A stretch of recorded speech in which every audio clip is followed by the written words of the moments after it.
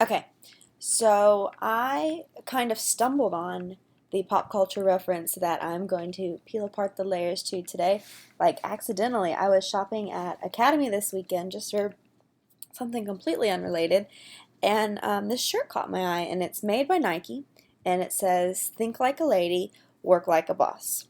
All of a sudden, I immediately just felt mad. I just felt kind of angry and irritated because what is that really saying to me? Does that say I can't be a boss unless I think like a lady? Or what is really, how does a lady think? What are lady thoughts to have? And so I kind of stewed on this for a few days. And then today I showed this shirt to one class, and it kind of ties into introducing argument. So it worked out really well. And I said, what message does this shirt send? And we didn't talk a lot about it. I didn't really preface it other than to say that this shirt offends me. And I on purpose kind of put it in my one class that I have more girls than boys. And looking at the amount of sticky notes, it's really not a big class. I'm kind of counting my blessings on that. But I just showed this shirt, and what message does this shirt send? And I gave them a sticky note, okay? And they, for the most part, like ran with it. Of course, there are some I don't knows or I don't really care. But the majority of them were like, wow, that's not cool at all. How does, and then they brought up these insightful points, like literally, how does a lady think? Work like a boss? Okay, is that implying that I'm not a boss already? And then I had some boys who were completely honest and were like, there's no problem with that. Think like a lady. And they started to describe the way that ladies should think and their behaviors and characteristics. And I've never been prouder of a group of girls who just like turned and then very respectfully and tactfully like shut them down for eighth grade girls. And I was like, we had a really good learning experience over this shirt. But I wanted to show this kind of because like my eighth graders completely tore this Nike shirt apart and were like ready to go change the world, and it was incredible. Anyway, so the way I'm going to pull this apart is I'm going to start with perspective. And who could have created this text? Well, Nike is obviously the creator, and they're into their little trendy, like, just do it, all these catchy slogans to target people who like to wear workout clothes probably more than they really want to work out, because who's going to work out in a $30 t-shirt? Anyway, but the perspective of somebody who would want to purchase this would be, I would say, somebody who's not really thinking about what they're wearing or thinking about the message. And I think they're trying to play in on, like, the cool usage of the word boss. Because, and one of my students pointed this out, is that if it just said work like a boss, it'd be a really cool shirt. Because in pop culture today, like, oh, she's a beast, she's a boss, that means they're really, really, really cool, really good at it, really, really efficient at what they do. And if that was the message that was shared, the perspective of this would be one of like, yeah, go get them, go rock whatever it is you're doing. But obviously, the perspective of this, in my opinion, from an outsider, and I guess this probably dabbles in a little bit of into position and power, but then when you think about it, they're all really intertwined.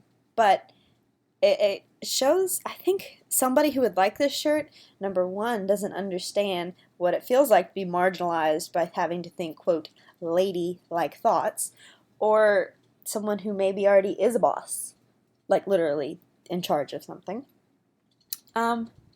Some readers who would really relate to it, like my boys had the hardest time seeing why this could be potentially offensive. There we go, words. How this could be offensive to somebody, and we had to really break it down. Like, okay, when I say blue, what color or what gender do you think of? When I say pink, what gender do you think of? And then they're like, okay, maybe we're picking up on something here. And then for me, from my perspective, the experiences that I've been, come in from growing up as a female and things that are ladylike or that aren't ladylike, and then I showed this to one of my coworkers who's got two young daughters.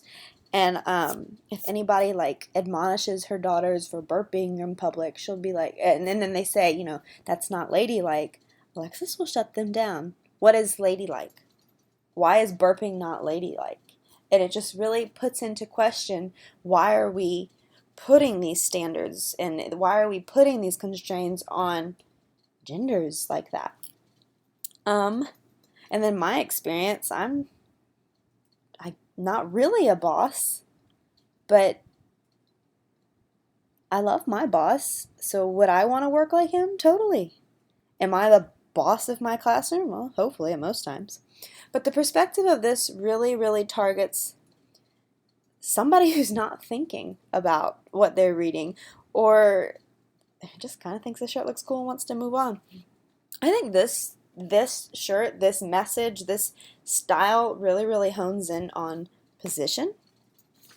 For me, like, and obviously, like, position, who does the writer make himself to be? Well, somebody who likes this shirt obviously feels really good about themselves, work like a boss. Like, if I'm going to wear that, that means, hey, look at me, look at what I'm doing. This is incredible. This is really cool. Because this is a real, like, in-your-face kind of message.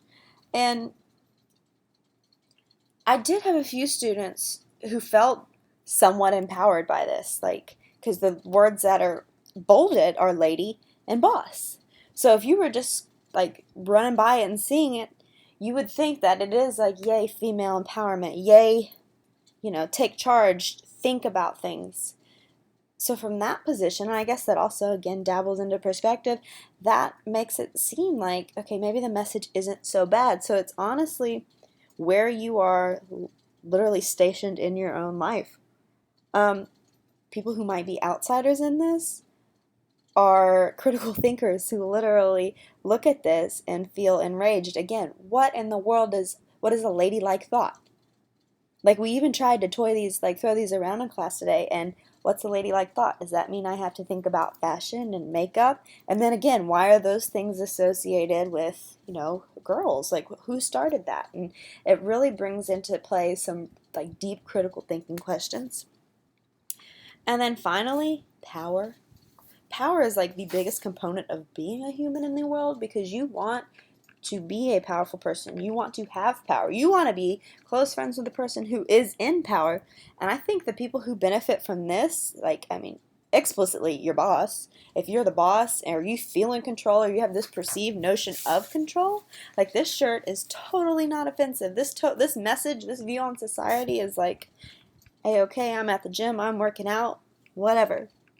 But the thing that marginalized, the people who aren't in power, are, honestly, is it saying that because I'm a lady I can't be a boss, or in order for me to be a boss I have to think a certain way?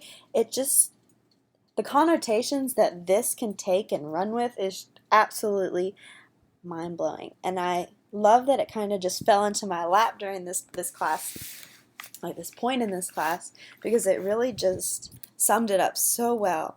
And I really agree with that. There are 3 different, P's of how you can pull apart something, but in my brain, the way I see it is like a Venn diagram that overlaps.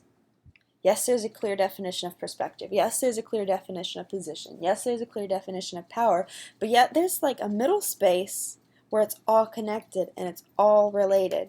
And at the end of the day, most people who see this shirt aren't going to be offended by it because they're not taking the time to think it. And I guess that's a pretty negative assumption on my part, but it's probably true. And second of all, am I just judging it too seriously? Am I thinking too critically? The discussion I had with my girls today, and my boys too, because they learn, was more than, okay, what's a claim? How can we state our counterclaim? And how can we do a rebuttal? So it was more than the standard, but it actually questioned them, or it made them question their world, and it started introducing, okay, literally, who holds the power?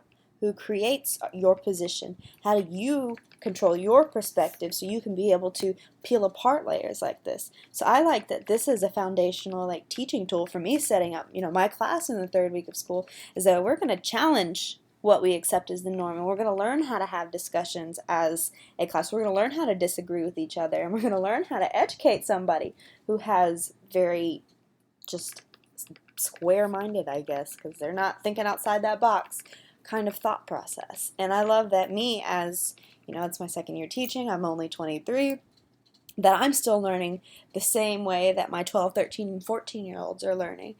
So I like this because it just introduced the environment, and the atmosphere. And I was able to bring up these three things that, I'm learning in a master's level class with my 8th graders, and they thought that was pretty cool too. So